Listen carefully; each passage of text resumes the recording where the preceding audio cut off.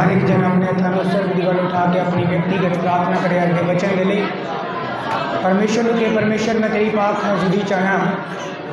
मैं किसी इंसान को सुनने के लिए नहीं आया बल्कि मैं यहोवा परमेश्वर की आवाज़ को सुनने के लिए आया। मैं पवित्र आत्मा की आवाज़ को सुनने के लिए आया क्योंकि बाइबल कहती है पवित्र आत्मा मैंने एक सहायक के रूप में दिता गया और प्रभु यीशु मसीह ने कहा सी कि वह तुहानू मेरियां गल्लां याद दिलाएगा। आज मैं परमेश्वर की गल्लां नूं सुनने के लिए आया हाँ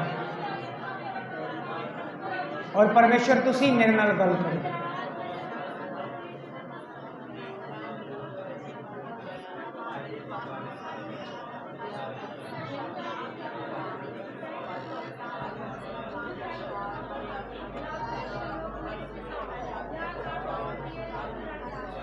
परमेश्वर को कहिए परमेश्वर मैनू वचन के लिए तैयार कर, मैनू वचन के लिए तैयार कर, मैनू वचन के लिए तैयार कर। परमेश्वर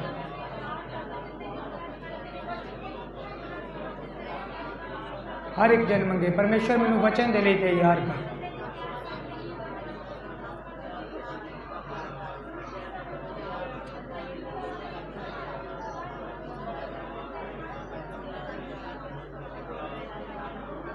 थोड़ी व्यक्तिगत प्रार्थना उस भूमि को तैयार करती है जिथे परमेश्वर का वचन का बीज गिरेगा। बाइबल कहती है कुछ किनारे ते गिरिया, कुछ पथरीली जमीन ते गिरिया और कुछ झाड़ियां दे विच, पर एक बीज उपजाऊ जमीन ते गिरिया जो उगया ते फलवंत होया। थोड़ी प्रार्थना और अपने आप को वचन के लिए तैयार करना उस जमीन को तैयार करने के बराबर है। अगर तुसी उपजाऊ जमीन तैयार करोगे तो जो परमेश्वर का वचन वो उत्ते आएगा तो उगेगा तो फलवंत होएगा और तुसी आशीषित होवोगे।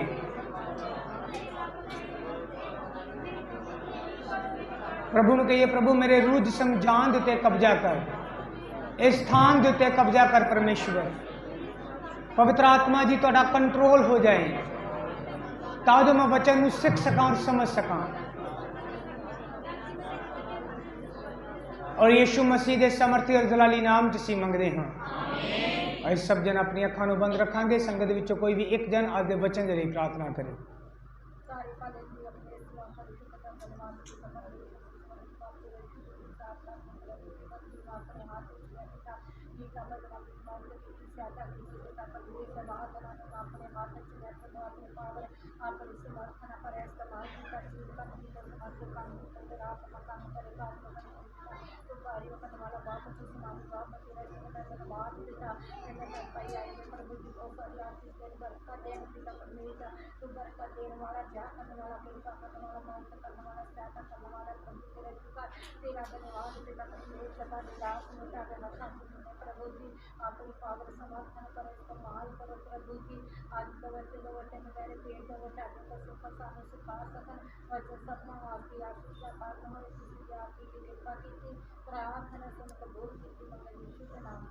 आमीन। हालेलुया हालेलुया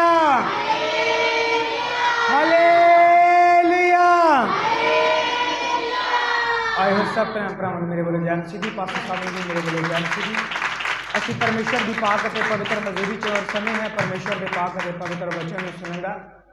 असी पिछले हफ्ते एक वचन सीखा सी प्रार्थना के उत्ते। प्रार्थना किवें करनी है, प्रार्थना करने का असली तरीका की है कि प्रार्थना करने तो बाद रिजल्ट आए। Hallelujah hallelujah. और असी पिछले हफ्ते तो ही जानते हैं कि इस हफ्ते असी आराधना के बारे सीखना है। किहदे बारे? आराधना के बारे। असी प्रार्थना के बारे सीख चुके हैं, हुण असी आराधना के बारे वर्शिप के बारे सीखना है कि वर्शिप क्यों जरूरी है, क्यों चर्च के अंदर आराधना की जाती है, क्यों प्रेयर मीटिंग के अंदर आराधना की जाती है, वर्शिप की जाती है, उसका की कारण है। हालेलुया। और असी अलग अलग गल्लां दे उत्ते सीखांगे जो कुछ बाइबल के अंदर लिखा है। असी उन्हां सारियां गल्लां दे उत्ते विचार करांगे। मेरा विश्वास अगर तुसीं मन ला के रीझ नाल वचन सुनोगे तो तुहानूं आराधना का महत्व समझ आ जाएगा। जिमें किसी पिछले हफ्ते प्रार्थना के तरीके नूं सीखिया सी और समझिया सी कि प्रार्थना किस रीति नाल की जा सकती है।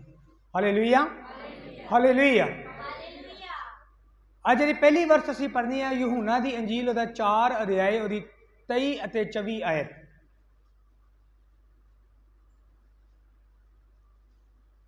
ਯਹੂਨਾ ਦੀ ਅੰਜੀਲ ਉਹਦਾ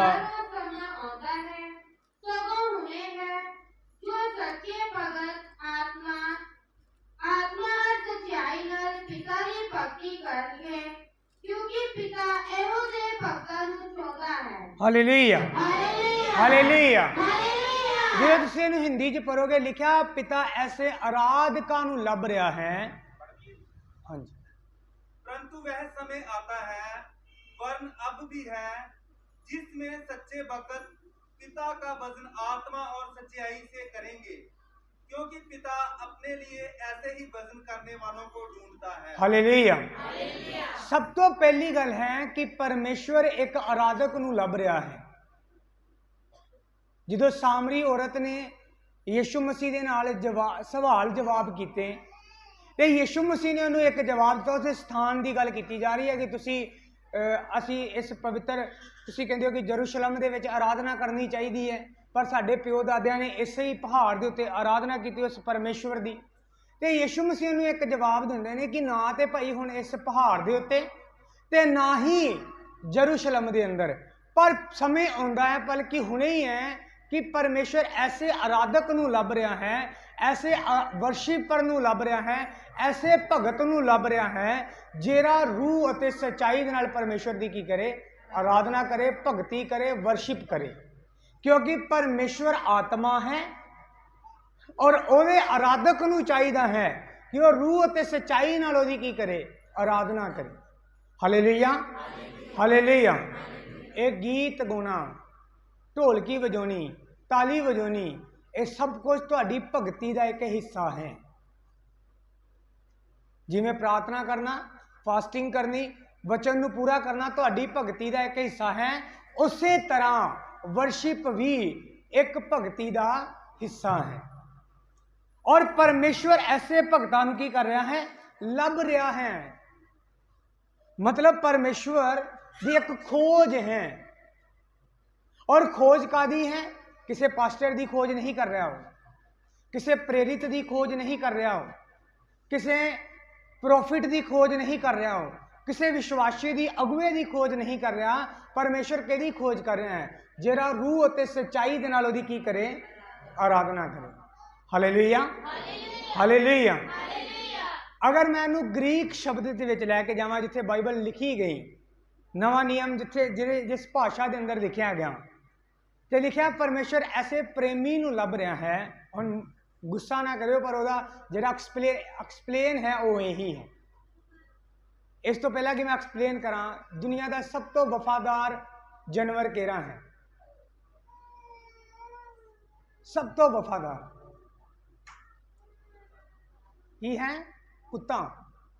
जो तुसी इस शब्द नूं वर्शिपर शब्द नूं ट्रांसलेशन कर दो ना ग्रीक तो बाद, तो ओदी एक डेफिनेशन दिंदा है वो। और डेफिनेशन च लिखा जिवें एक कुत्ता अपने मालिक के हाथ नूं चटदा ते उहनूं प्यार करदा है, परमेश्वर भी ऐसे प्यार करने वाले नूं लभ रहा है। तुहाडी वर्शिप, तुहाडी आराधना, तुहाडा प्रेम है परमेश्वर के प्रति। इसलिए लिखा तू अपने यहोवा परमेश्वर नूं अपने पूरे दिल, अपनी पूरी जान, अपनी पूरी ताकत ते अपनी पूरी समझ नाल की कर, प्यार कर। ताली वजाउणा साडी जान लगती है, गाउण च साडी जान लगती है, साडी ताकत लगती है, ढोलकी वजाउण च साडी ताकत लगती है। तो परमेश्वर का वचन कहना तू उहनूं की कर, प्यार कर अपनी पूरी ताकत दे नाल, पूरी जान दे नाल। हालेलुया। क्योंकि परमेश्वर ऐसे ही आराधक नूं की कर रहा है, लभ रहा है। और इस समय है कि तुसी परमेश्वर की करो, आराधना करो। हालेलुया। क्योंकि जिसे जबूर की पोथी वह 100 अध्याय पढ़ोगे, जबूरा की पोथी वह 100 अध्याय, जबूर नंबर 100 ਉਹਦੀ 3 आयत ਨੂੰ पढ़ांगे। यदि पहली आयत तो पढ़ना स्टार्ट करांगे ताकि ਅਸੀਂ अच्छे तरीके से समझ सकिए।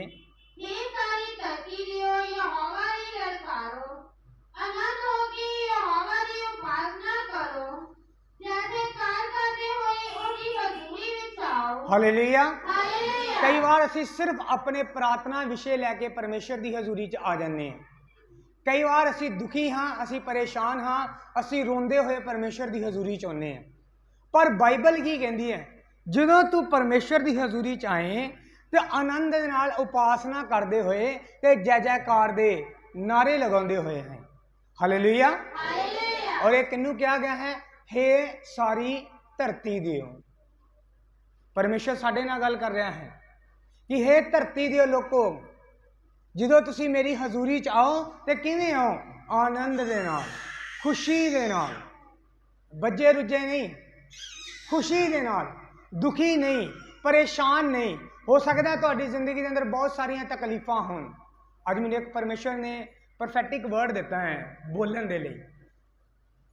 ਉਹ ਇਹ ਹੈ ਕਿ ਹੋ ਸਕਦਾ ਹੈ ਕਿ ਤੁਹਾਡੀ ਜ਼ਿੰਦਗੀ ਦੇ ਹਾਲਾਤਾਂ ਦੇ ਅਨੁਸਾਰ, ਮੈਨੂੰ ਪਹਿਲਾਂ ਬੋਲਣਾ ਚਾਹੀਦਾ ਸੀ, ਤੁਸੀਂ ਇਵੇਂ ਸੋਚ ਰਹੇ ਹੋ। ਮੈਂ ਨਹੀਂ ਜਾਣਦਾ ਕੌਣ ਸੋਚ ਰਿਹਾ ਇਸ ਤਰ੍ਹਾਂ, ਪਰ ਖੁਦਾ ਨੇ ਜਦੋਂ ਮੈਂ ਨੀਚੇ ਉਤਰ ਰਿਹਾ ਸੀ ਉਸ ਤੋਂ ਪਹਿਲਾਂ ਮੈਨੂੰ ਇਹ ਸ਼ਬਦ ਦਿੱਤਾ ਕਿ ਹੋ ਸਕਦਾ ਹੈ ਤੁਸੀਂ ਆਪਣੇ ਹਾਲਾਤਾਂ ਨੂੰ ਸੋਚ ਕੇ, ਇਹ ਦੇਖ ਕੇ, ਆਪਣੀ ਬਿਮਾਰੀ ਨੂੰ ਦੇਖ ਕੇ, ਆਪਣੇ ਘਰ ਦੇ ਹਾਲਾਤ ਨੂੰ ਦੇਖ ਕੇ, ਫਾਈਨੈਂਸ ਦੇ ਹਾਲਾਤ ਨੂੰ ਦੇਖ ਕੇ ਇਹ ਸੋਚ ਰਹੇ ਹੋ ਕਿ ਪਰਮੇਸ਼ਰ ਨੇ ਮੈਨੂੰ ਛੱਡ ਦਿੱਤਾ।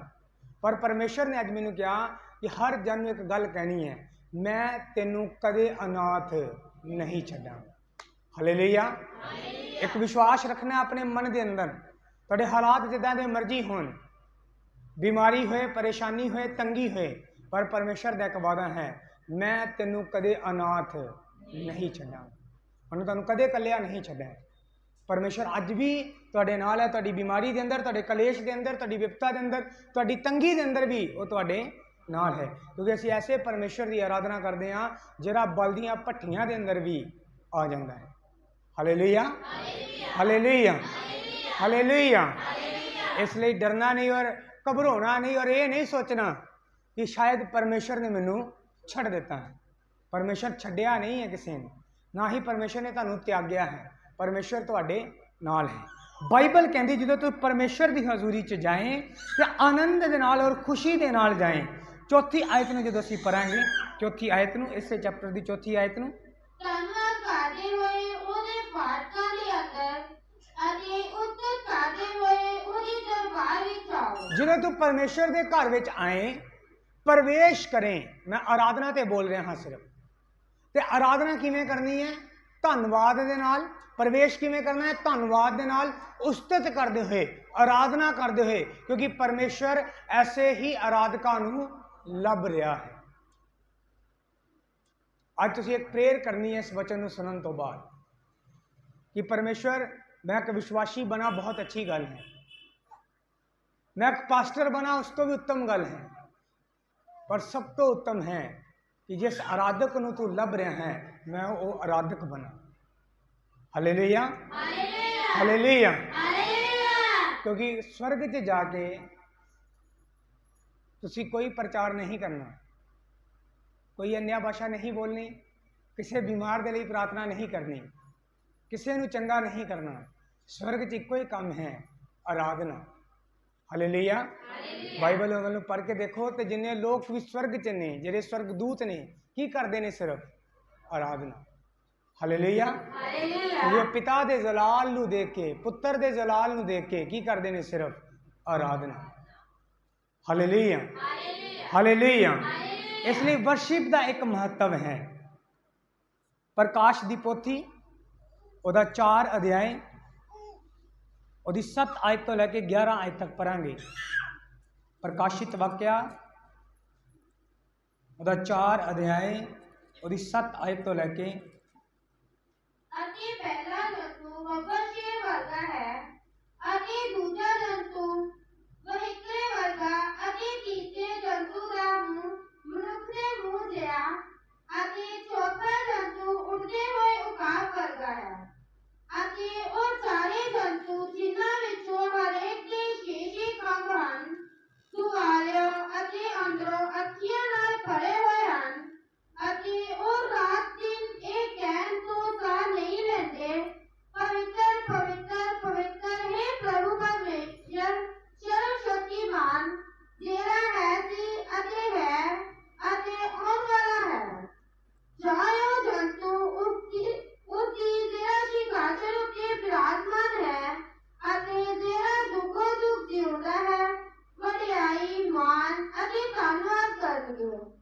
ਤਾਂ 24 ਬਜ਼ੁਰਗ ਉਹਦੇ ਅੱਗੇ ਜਿਹੜਾ ਸਿੰਘਾਸਨ ਉੱਤੇ ਬਿਰਾਜਮਾਨ ਹੈ ਡਿੱਗ ਪੈਣਗੇ ਅਤੇ ਉਹਨੂੰ ਜਿਹੜਾ ਜੁਗੋ ਜੁਗ ਜਿਉਂਦਾ ਹੈ ਮੱਥਾ ਟੇਕਣਗੇ ਅਤੇ ਇਹ ਆਸਿਆ ਆਪਣੇ ਮੁਕਤ ਸਿੰਘਾਸਨ ਦੇ ਅੱਗੇ ਝੁਕਣਗੇ। हे ਸਾਡੇ ਪ੍ਰਭੂ ਸਾਡੇ ਪਰਮੇਸ਼ਰ, ਤੂੰ ਮਹਿਮਾ ਮਾਨ ਅਤੇ ਸਮਰੱਥਾ ਲੈਣ ਦੇ ਯੋਗ ਹੈ। ਤੈਂ ਜੋ ਸਾਰੀਆਂ ਵਸਤਾਂ ਰਚੀਆਂ ਅਤੇ ਉਹ ਤੇਰੀ ਹੀ ਇੱਛਾ ਨਾਲ ਹੋਈਆਂ ਅਤੇ ਰਚੀਆਂ ਗਈਆਂ। ਹਾਲੇਲੂਇਆ। ਹਾਲੇਲੂਇਆ। ਇੱਥੇ ਸਵਰਗ ਦੀ ਉਪਾਸਨਾ ਦੀ ਗੱਲ ਕੀਤੀ ਗਈ ਹੈ ਕਿ ਸਵਰਗ 'ਚ ਕਿਵੇਂ ਆਰਾਧਨਾ ਕੀਤੀ ਜਾਂਦੀ ਹੈ। ਜਿਹੜੇ ਜੀਵ ਜਿਹੜੇ ਜੰਤੂਆਂ ਦੀ ਗੱਲ ਕੀਤੀ ਗਈ ਹੈ ਕਿ ਜਿਹੜੇ ਜੰਤੂ ਉਸ ਜਗ੍ਹਾ ਤੇ ਨੇ ਜਿਹੜੇ ਅੱਖਾਂ ਦੇ ਨਾਲ ਭਰੇ ਹੋਏ ਨੇ, ਬਾਈਬਲ ਕਹਿੰਦੀ ਉਹ ਬਿਨਾਂ ਸਾਹ ਲਏ ਦਿਨ ਰਾਤ ਕੀ ਕਰਦੇ ਨੇ? ਸਿਰਫ ਮਹਿਮਾ ਆਰਾਧਨਾ ਪਵਿੱਤਰ ਪਵਿੱਤਰ ਅਤੀ ਪਵਿੱਤਰ ਸੈਨਾ ਦੇ ਯਹੋਵਾ ਪਰਮੇਸ਼ਵਰ। Hallelujah hallelujah. ਪ੍ਰਭੂ ਪਰਮੇਸ਼ਵਰ ਸਰਬ ਸ਼ਕਤੀਮਾਨ, ਉਹ ਸਿਰਫ ਪਰਮੇਸ਼ਵਰ ਦੀ ਉਸਤਤ ਕਰਦੇ ਨੇ,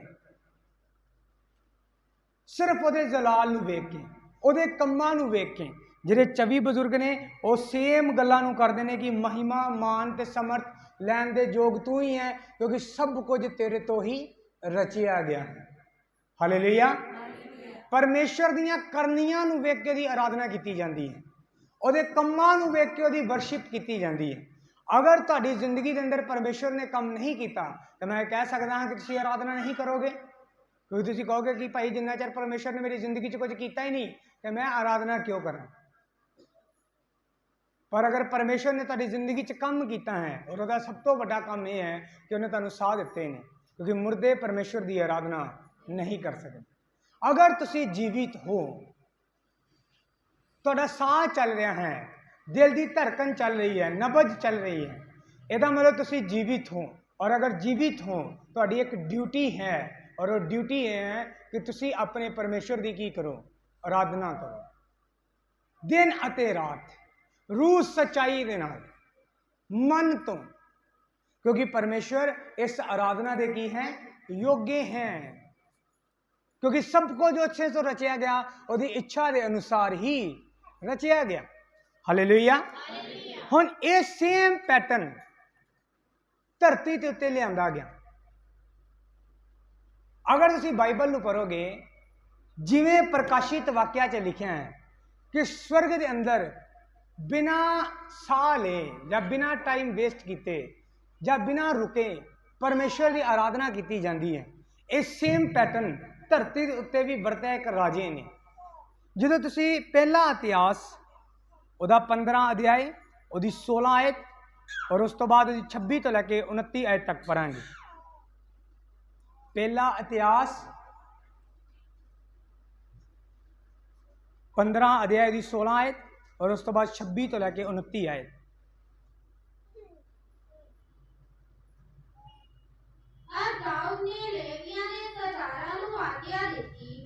ਜੋ ਆਪਣੇ ਭਰਾਵਾਂ ਵਿੱਚੋਂ ਗਵਾਇਆ ਨੂੰ ਥਾਪਣ ਲਈ ਉਹ ਜੈਕਾਰ ਦੇ ਵਜੰਤਰ ਅਰਥਾਤ ਤੰਬੂਰੇ ਅਰਥਕਾਰਾਂ ਅਰ ਵਜ਼ੀਰੇ ਸ਼ੇਰਨ ਅਰ ਉੱਚੀਆਂ ਸੁਰਾਂ ਕਰਕੇ ਆਨੰਦਕਾਈ ਦੇ ਨਾਲ ਗਾਓ। 26 ਆਇਤ ਤੋਂ ਲੈ ਕੇ 29 ਆਇਤ ਤੱਕ। ਅਰ ਅਜਿਹਾ ਹੋਇਆ ਕਿ ਜਿਸ ਵੇਲੇ ਪਰਮੇਸ਼ਰ ਨੇ ਉਹਨਾਂ ਲੇਵੀਆਂ ਦੀ ਸਹਾਇਤਾ ਕੀਤੀ ਜਿਹੜੇ ਯਹੋਵਾ ਦੇ ਨੇਮ ਦੇ ਸੰਦੂਕ ਨੂੰ ਚੁੱਕ ਕੇ ਲਈ ਜਾਂਦੇ ਸਨ, ਤਾਂ ਉਹਨਾਂ ਨੇ 7 ਬਲਦ ਅਤੇ 7 ਮੇਢੇ ਬਲਿਦਾਨ ਲਈ ਚੜਾਏ। ਅਰ ਦਾਊਦ ਅਰ ਸਾਰੇ ਲੇਵੀ ਜਿਹੜੇ ਸੰਦੂਕ ਨੂੰ ਚੁੱਕੀ ਲਈ ਜਾਂਦੇ ਸਨ, ਅਰ ਗਵਈਆ ਦੇ ਨਾਲ ਕਰਮਚਾਰ ਜਿਹੜਾ ਗਾਉਣ ਲਈ ਕਲਾਉਦ ਸੀ, ਸਭ ਨੇ ਕਤਾਨ ਦੇ ਚੋਲੇ ਪਹਿਨੇ ਹੋਏ ਸਨ। ਅਰ ਦਾਊਦ ਨੇ ਕਤਾਨ ਦਾ ਇਹ ਫੌਜ ਵੀ ਪਹਿਨਿਆ ਹੋਇਆ ਸੀ।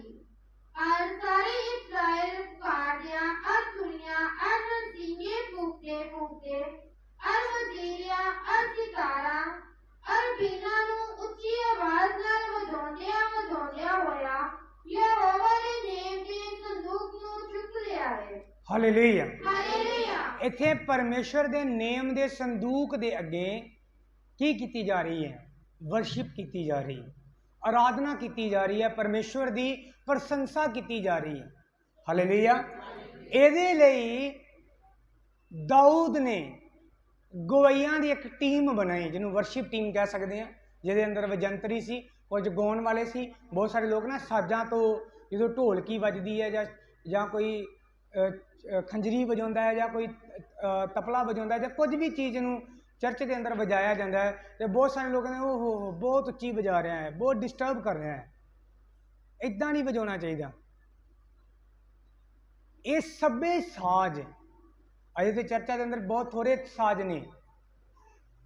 दाऊद ने जब अपनी वर्शिप टीम तैयार की तो उन्हें साज दिते उन्होंने कि हर साज दे नाल, हर चीज़ दे नाल परमेश्वर की की जाए, वडियाई की जाए।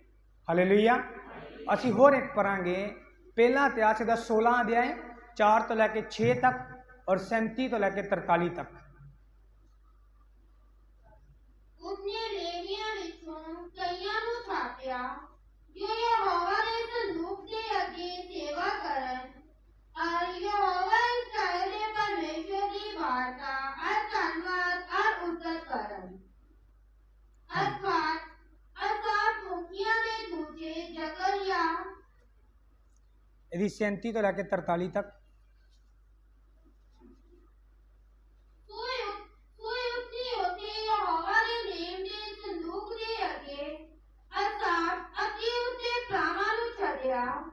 जो नित दिहाड़ी दे जरूरी कंमां दे अनुसार सेवा करन अते ओबेद अदोम और उन्हां दे भरावां नूं 18 जने अते ओबेद अदोम यरीखून दे पुत्र ते हुशाम नूं सरपंच होण लई नाले सदोक चादक ते ओहदे भरावां चादकां नूं कि ओह यहोवा दे डेरे दे सामने तेरा कि बिहोन के उत्ते पांव उत्ते सी यहोवा दी पवित्रता दी सारियां लिखियां होईयां गल्लां दे अनुसार जिन्हां दा उसने इस्राएल नूं हुक्म दिता सी नित प्रभात और संध्या नूं होम बलि दी सगवेदी उत्ते यहोवा दे लई होम दियां बलियां चढ़ाउण अते उन्हां दे नाल रहमान के जदूखून दे रहंदे जने जेहड़े चुने हुए सन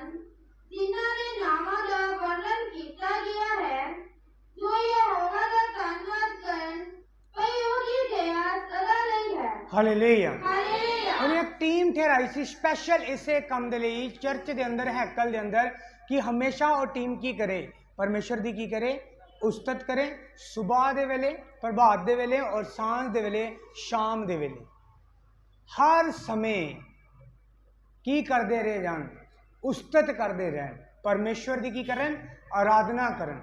हालेलुया। हालेलुया। अगर तुसी परमेश्वर के वचन नूं पढ़ो तो दाऊद ने सब कुछ क्यों किया?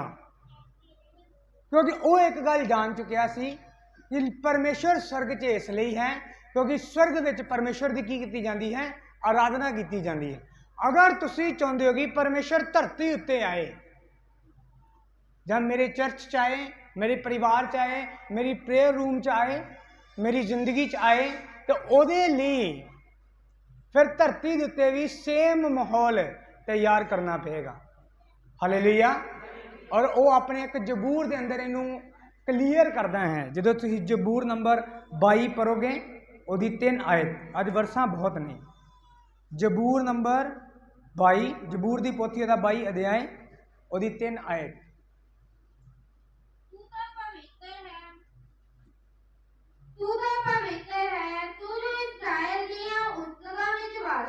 हालेलुया।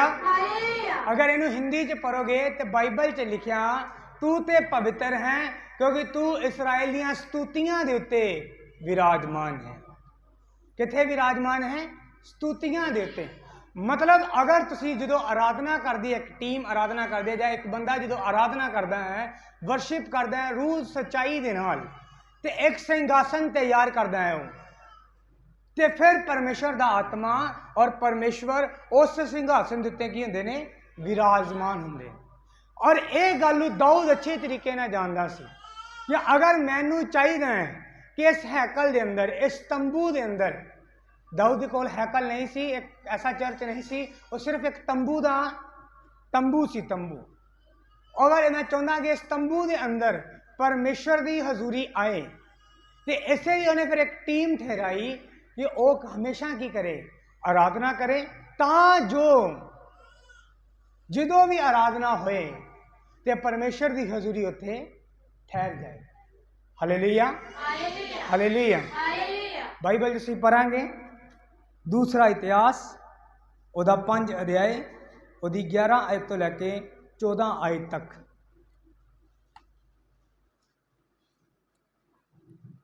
इਉਂ ਹੋਇਆ ਕਿ ਜਾਜਕ ਪਵਿੱਤਰ ਸਥਾਨੋਂ ਬਾਹਰ ਨਿਕਲੇ।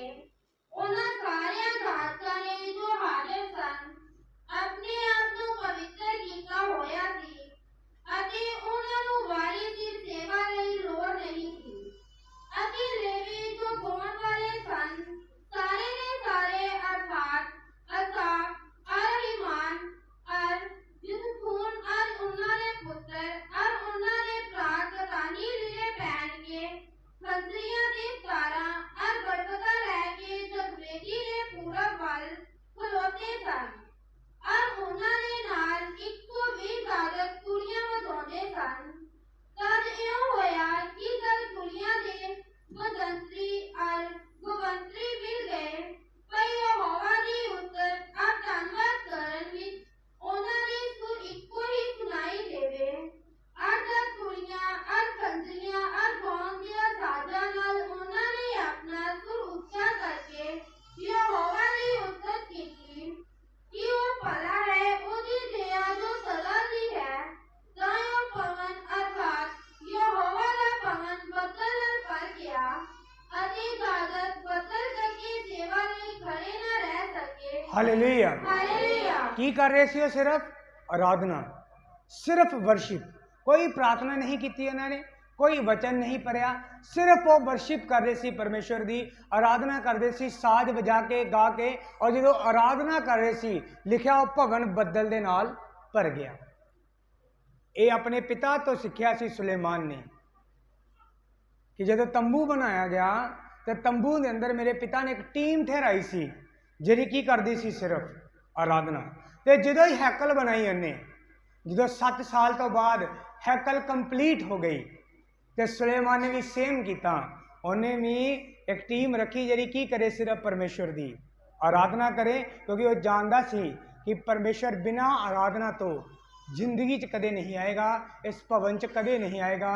क्योंकि एक स्तुतियां दे सिंघासन नूं तैयार करना पेगा ताजो परमेश्वर स्वर्ग के सिंघासन नूं छड़ के धरती दे उत्ते आ सके।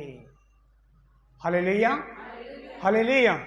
और बाइबल कहती है जिवें ही वो आराधना कर रहे सी वो घर की हो गया, वो कमरा, वो हाल, वो भवन, वो हैकल पूरी तरह उस बदल दे नाल, परमेश्वर के जलाल दे नाल, परमेश्वर की हजूरी दे नाल की हो गई, भर गई। और कोई भी उत्थे खड़ा रह नहीं सकिया।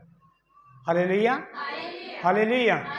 बाइबल इसलिए आराधना में एक महत्व दिंदी है, क्योंकि आराधना परमेश्वर नूं धरती दे उत्ते आउण ते मजबूर करदी है। आराधना परमेश्वर नूं धरती दे उत्ते आके कम करन ते मजबूर करदी है। ਉਹਦੀ महिमा की जाती है, ਉਹਨੂੰ ਵਡਿਆਇਆ ਜਾਂਦਾ है। इन्हां गीतां दे राहीं असीं परमेश्वर की आराधना करते हैं, साज दे राहीं असीं परमेश्वर की आराधना करते हैं, तालियां दे राहीं असीं परमेश्वर की आराधना करते हैं। और इसे आराधना नूं जदों रूह ते सच्चाई नाल कीता जांदा है फिर परमेश्वर का जलाल उतर आउंदा है। Hallelujah hallelujah. इसलिए बहुत सारे लोग आराधना के अंदर पवित्र आत्मा नाल भर जाते हैं, उन्होंने प्रार्थना करने की जरूरत नहीं पैंदी, वो गाने गाउंदे गाउंदे गाउंदे गाउंदे ही पवित्र आत्मा के नाल भर जाते हैं। क्योंकि जो रूह सच्चाई ना आराधना करते हैं तो परमेश्वर का जलाल उत्थे उतर आउंदा है। पुराने नियम के अंदर भी उतरिया, नवे नियम के अंदर भी उतरदा है।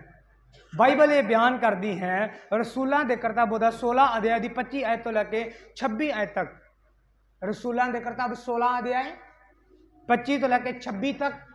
पौलुस ते सिलास जिस दिन वो फरवाए गए, मारे गए, उन्होंने मारिया गया, फिर जेल च बंद कर दिता गया, काठ ठोके गए उन्होंने पैरों के अंदर।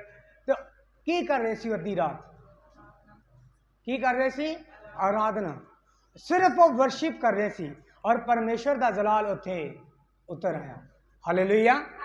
तुसी आराधना च एक गाना गाया, आराधना में है छुटकारा। वो सिर्फ आराधना कर रहे सी ते परमेश्वर ने उन्होंने जेल तो की कर दिता, आजाद कर दिता, छुटकारा दे दिता सिर्फ आराधना च। कोई प्रार्थना नहीं की उन्होंने कि परमेश्वर सानू इस जेल चो की कर बाहर कट। कोई रोजा नहीं रखा उन्होंने कि परमेश्वर असी अज रात कुछ नहीं खावांगे, साडी प्रार्थना रहेगी तेरे अगे, असी नाइट प्रेयर करांगे कि तू सानू इस जेल चो की कर बाहर कट। वो सिर्फ की कर रहे सी आराधना, क्योंकि पौलुस एक गल जानदा सी, जो आराधना होएगी तो परमेश्वर का जलाल उतर आएगा, तो जिथे परमेश्वर का जलाल होएगा उत्थे बेरियां अपने आप खुल जाएंगी। हालेलुया। ये आराधना की पावर है, ताकत है ये आराधना की। अज बहुत सारे लोग आराधना करना नहीं चाहते, उन्होंने गीत गाना, ढोलकी बजाना, ताली बजाना बोर लगता है। उन्होंने बस ये है कि ठंडे ठंडे गाने गाओ, एक दो गाना गाओ। अगर आराधना लंबी चली जाए तो वेखण लग पेंदे ने, हाय इन्ने लंबे गीत गाने ने, इन्नी लंबी आराधना करनी है। पर वो ये नहीं जानते कि इस आराधना का महत्व यह है कि यही आराधना परमेश्वर की हजूरी नूं धरती दे उत्ते लैके आउंदी है। हालेलुया। इसलिए तो मैं प्रार्थना च भी सिखाया सी कि प्रार्थना का दूसरा तरीका की है। कोई जानता है प्रार्थना का दूसरा तरीका की है? 8 तरीके सीखे से प्रार्थना करन दे। दूसरा नंबर की सी की करना, दूसरा तरीका की सी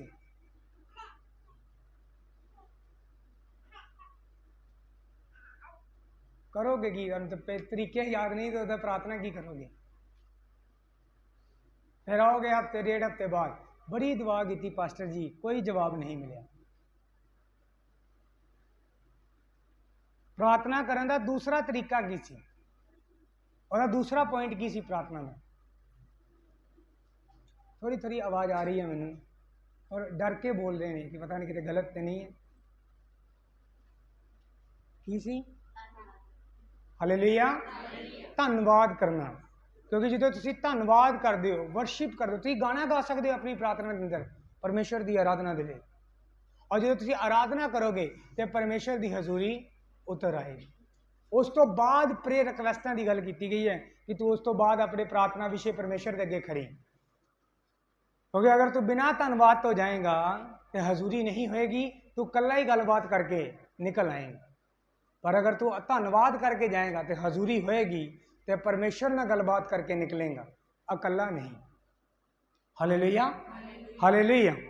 हुण कुछ वहम दूर करने ने मैं, बहुत सारे लोगों को यह वहम है कि जरूरी नहीं है कि गाया जाए चर्च के अंदर, ये कोई जरूरी नहीं।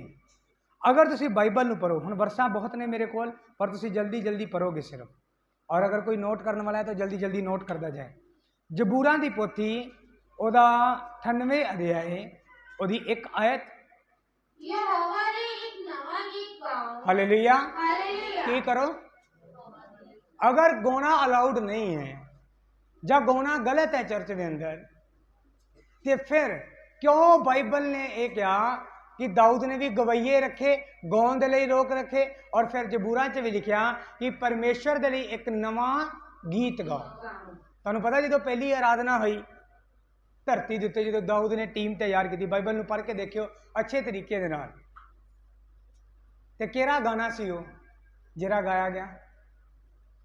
दाऊद ने जो कुछ परमेश्वर के कोलों सिक्ख्या सी, जब जो कुछ उसकी जिंदगी के अंदर वापरिया सी, उन्हें एक गीत लिखिया उहदे उत्ते, अपनी जिंदगी के उत्ते परमेश्वर की वडियाई के उत्ते कि परमेश्वर ने आ काम मेरी जिंदगी च कीते, उन्हें सदा की भलाई की, उन्हें मैनू उठा के खड़ा किया।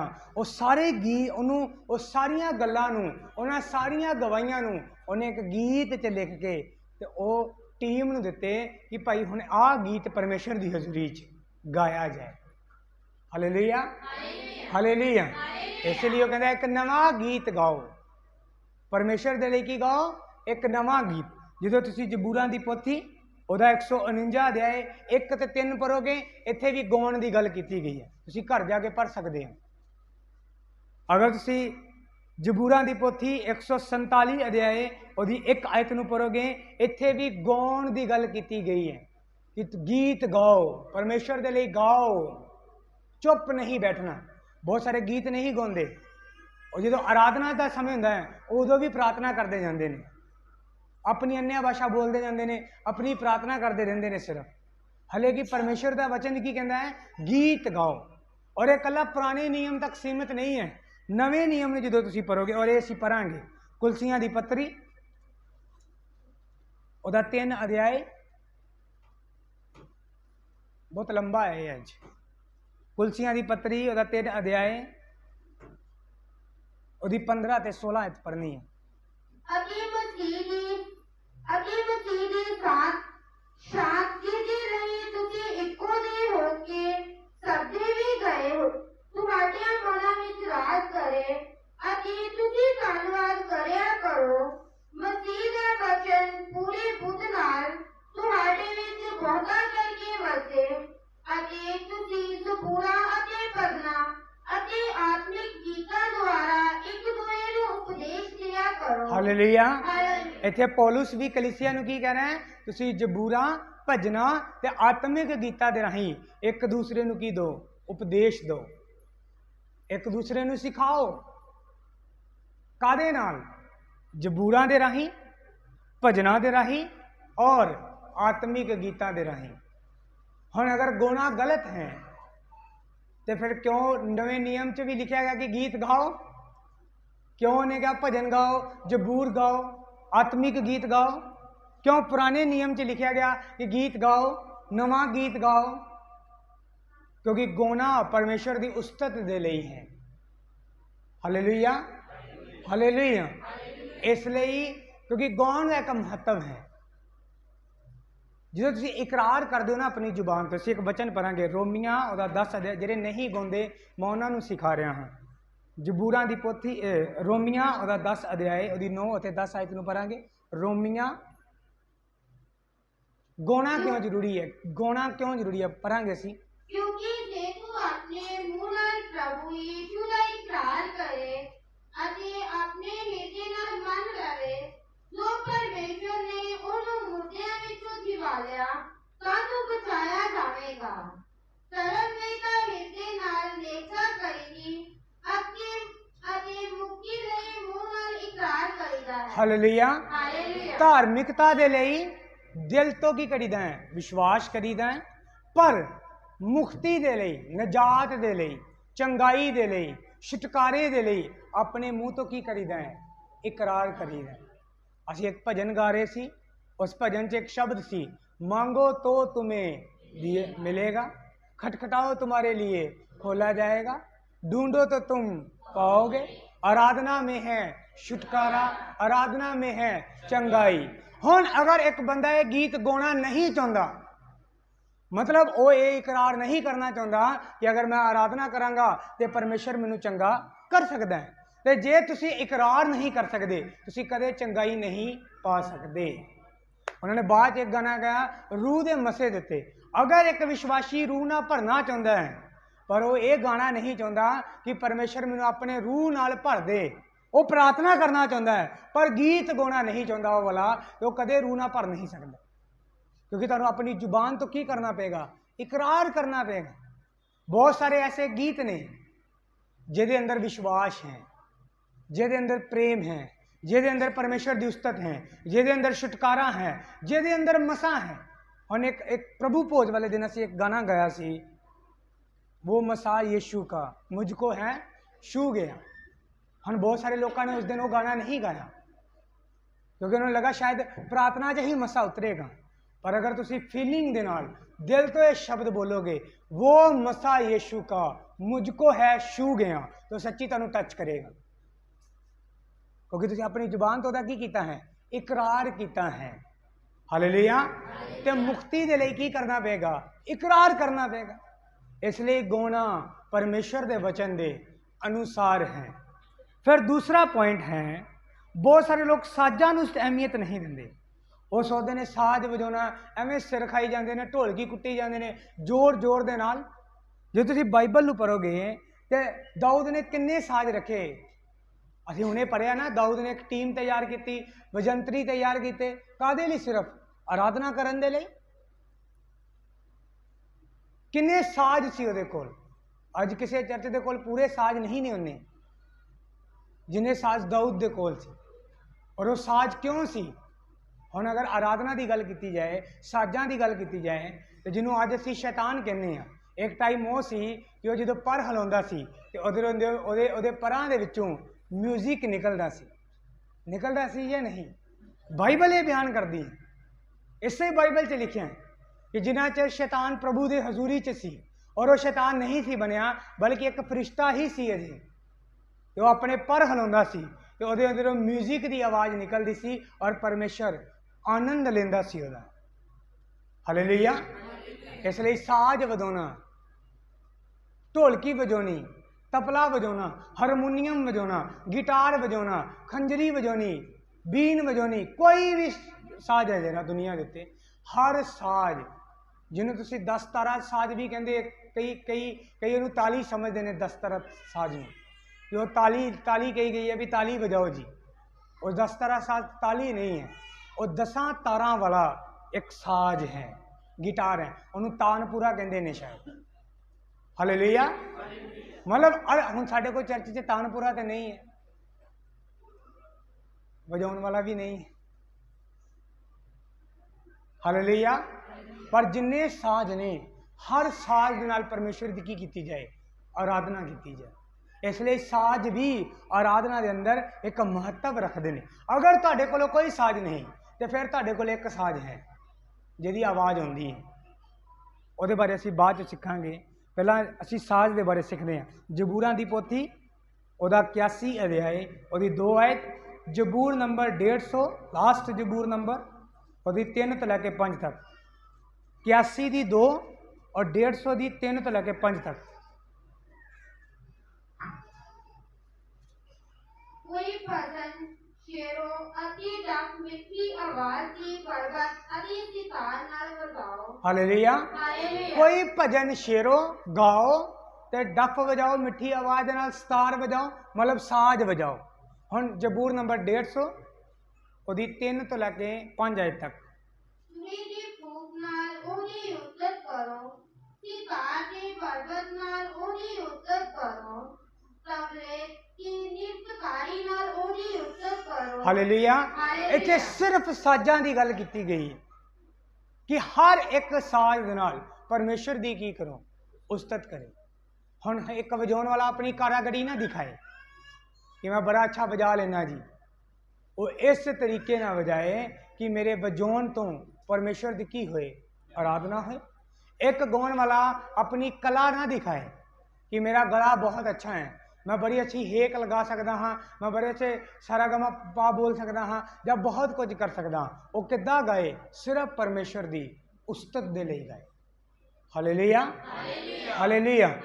इसलिए आराधना के अंदर साज भी एक महत्व रखते हैं। हुण दूसरा नंबर जिथों, तीसरा नंबर जिथों बहुत सारे लोग परहेज करते हैं, वो है ताली बजाना। कलीसिया कहती है, वर्शिप टीम कहती ताली बजा के आराधना करांगे, वो परहेज करते हैं उन्होंने। और ठंड के अंदर तो कोई ज़्यादा करते हैं कि बुक्कलों च अपने हाथ ही नहीं कढ़ते ताली बजाने के लिए। बाइबल वो बारे की कहती है? जबूरां दी पोथी, ਉਹਦਾ 47 ਅਧਿਆਏ, ਉਹਦੀ 1 ਆਇਤ। हे सारे लोगो ए सुनो, हे जगत के सारे वासियों कान लाओ कि उसकी 47 ਅਧਿਆਏ, जबूर 47 ਉਹਦੀ 1। हे सब लोगो तालियां बजाओ, जय जयकार दे शब्द नाल परमेश्वर दे लिए ललकारो। हालेलुया। ताली बजा के जय जयकार करते हुए परमेश्वर की आराधना करो। अगर ताली बजाना गलत है तो फिर बाइबल से क्यों लिखा गया कि हे सारे लोग को तालियां बजाओ परमेश्वर दे लिए, ओदी उस्तत दे लिए? हालेलुया। ये जरूरी गल्लां ने आराधना के अंदर, क्योंकि आराधना का एक महत्व है। आराधना परमेश्वर की हजूरी नूं ਧਰਤੀ ਦੇ ਉੱਤੇ ਲੈ ਕੇ ਆਉਂਦੀ ਹੈ। ਤੁਹਾਡੀ ਜ਼ਿੰਦਗੀ 'ਚ, ਤੁਹਾਡੇ ਪ੍ਰੇਅਰ रूम 'ਚ, ਤੁਹਾਡੀ ਜ਼ਿੰਦਗੀ ਦੇ ਅੰਦਰ, ਤੁਹਾਡੇ परिवार ਦੇ ਅੰਦਰ ਉਹ ਲੈ ਕੇ ਆਉਂਦੀ ਹੈ।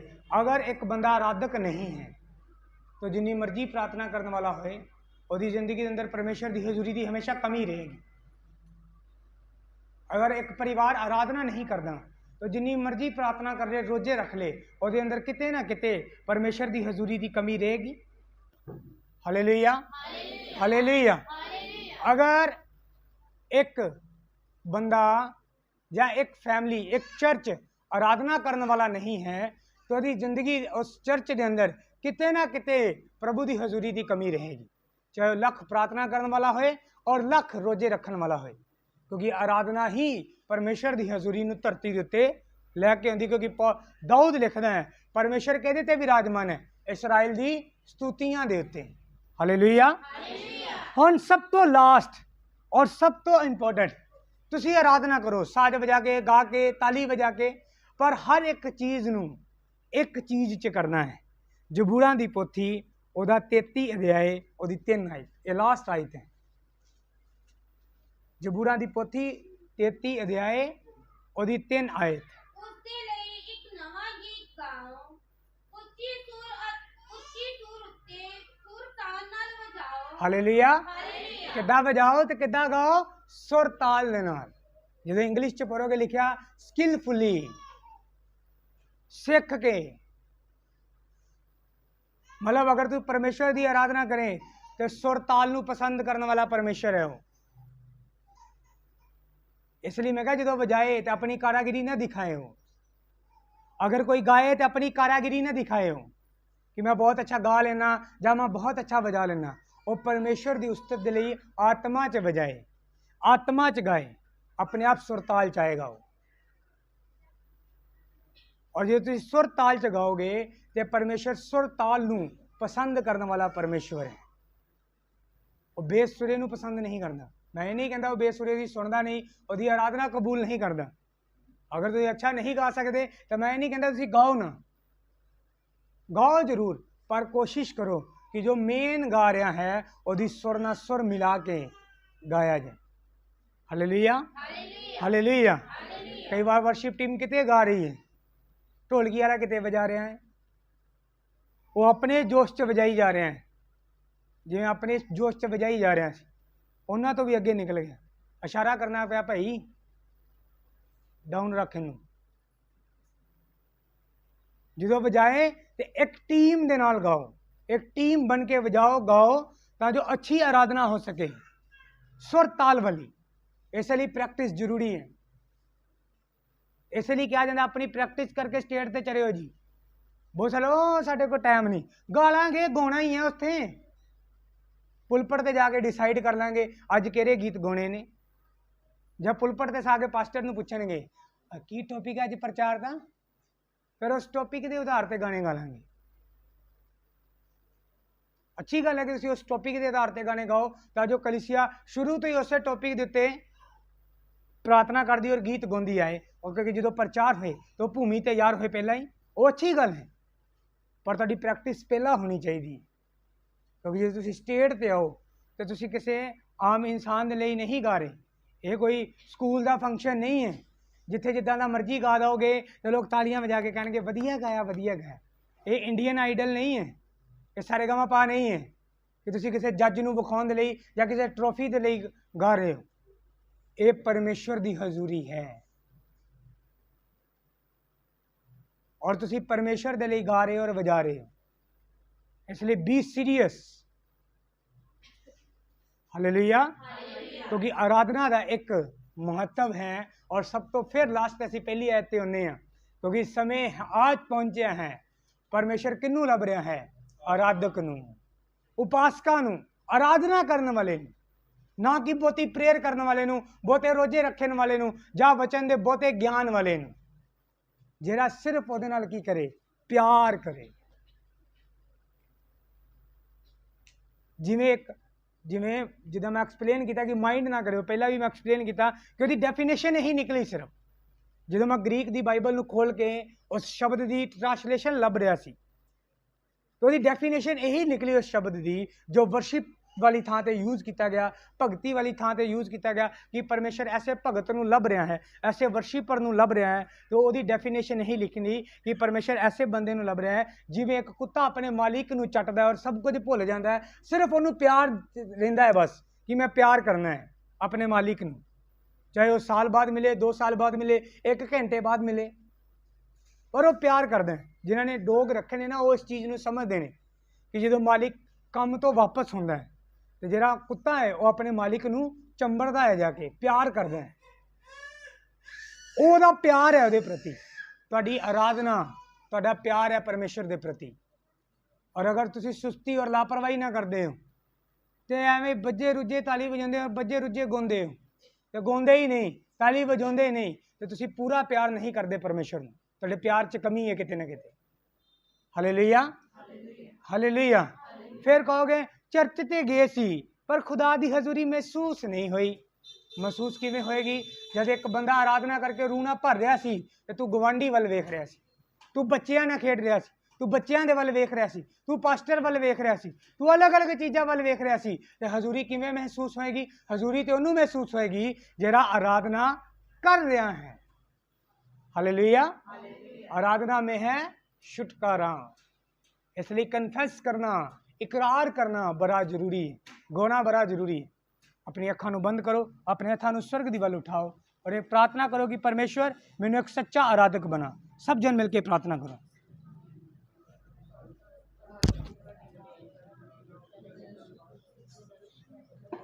अपने हथां नूं स्वर्ग दी वल उठाओ और प्रार्थना करो। हर जन प्रार्थना करे, वर्शिप टीम भी प्रार्थना करे।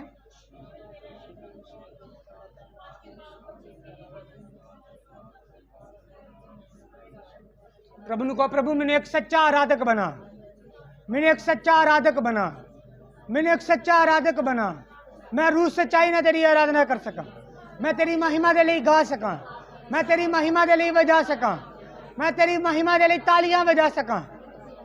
लेबरो खोलो रबीना संदरे लिखनो सक्रो खलारा बना संदरे। हर जन प्रार्थना करे, हर जन प्रार्थना करे कि प्रभु मैंने एक सच्चा आराधक बना। आराधना करन च मेरी सहायता करो, वर्शिप करन च मेरी मदद करो परमेश्वर।